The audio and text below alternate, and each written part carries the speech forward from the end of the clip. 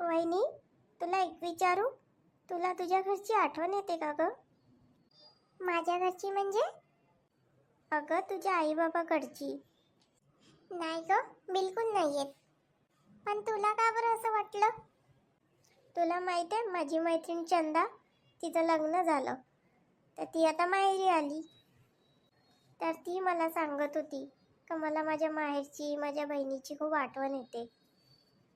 ती म्हणत होती की सासरी गमत पण नाही ना, कोणी धड बोलत आणि नुसते काम करायला लावतात. म्हणून मी तुला विचारलं. पण माझ्या बाबतीत असं काही नाही आहे. सासूबाई, तू मला किती कामात मदत करते आणि माझ्या बहिणीची कमी तू भरून काढली आहे.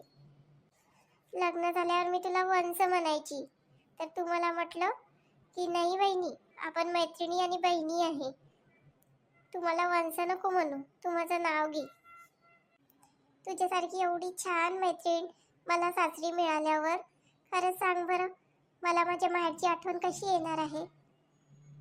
आता चल बाई, मी स्वयंपाक करते, नाही तर सर्वांना भूका लागून जाईल.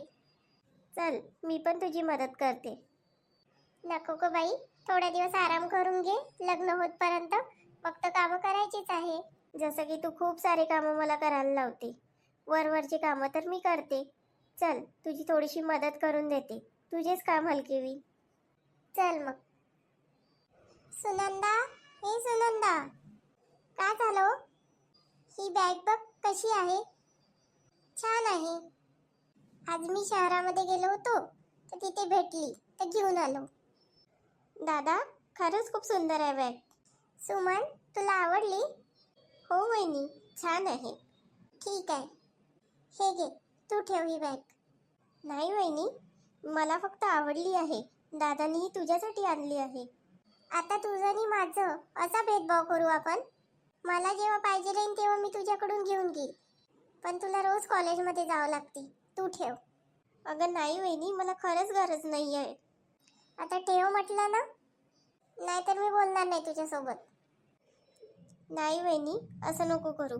दे, पण तुला जेव्हा हवी असेल ना तेव्हा तू मागून घेशील. हं? ठीक आहे. सुनंदा, हां, किती समजदारी दाखवली का?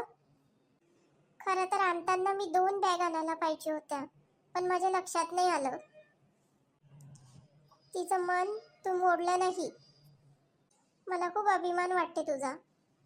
याच्यात अभिमान वाटण्यालाही काही नाही आहे, कारण तुमच्या बहिणीचा स्वभाव एवढा चांगला आहे का तिने मला कधीच ह्या घरी परक नाही वाटू दिलं.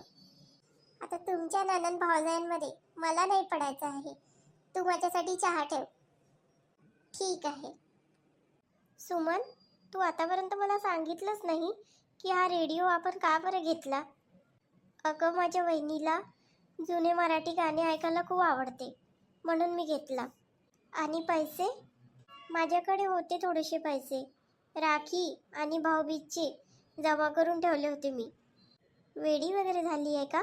राखी आणि भाऊबीजच्या ओवाळणीचे पैसे तू आपल्या वहिनीला एक रेडिओ घेण्यासाठी वापरले? ते पैसे तुझे होते ना? आणि वहिनीलाही कोणी भेटवस्तू देते का? हीच तर पद्धत आपण बदलायला पाहिजे ना.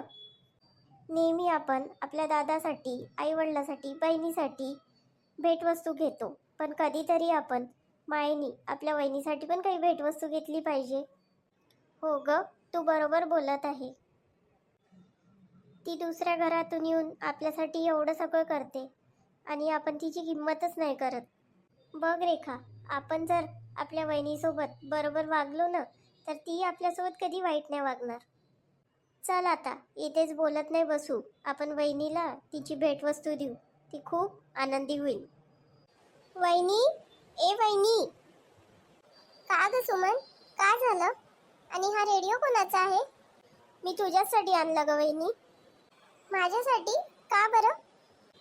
अगं तुला मराठी जुनी गाणी ऐकायला खूप आवडते ना, म्हणून तुझ्यासाठी भेटवस्तू म्हणून आणला. सुमन, तुझ्याकडे पैसे कुठून आले? दादा, राखीच्या ओवाळणीचे आणि भाऊबीजच्या ओवाळणीचे पैसे तिच्याकडे जमा होते, त्यातून तिने वहिनीसाठी रेडिओ आणला. ह्या नणंद भावजायचं प्रेम म्हणजे ना.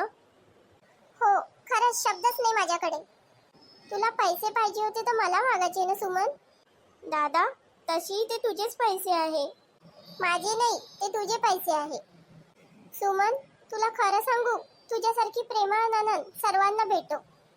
हो वहिनी, पण तुला रेडिओ आवडला ना? हो ग, मला तुझी ही भेटवस्तू खूपच आवडली.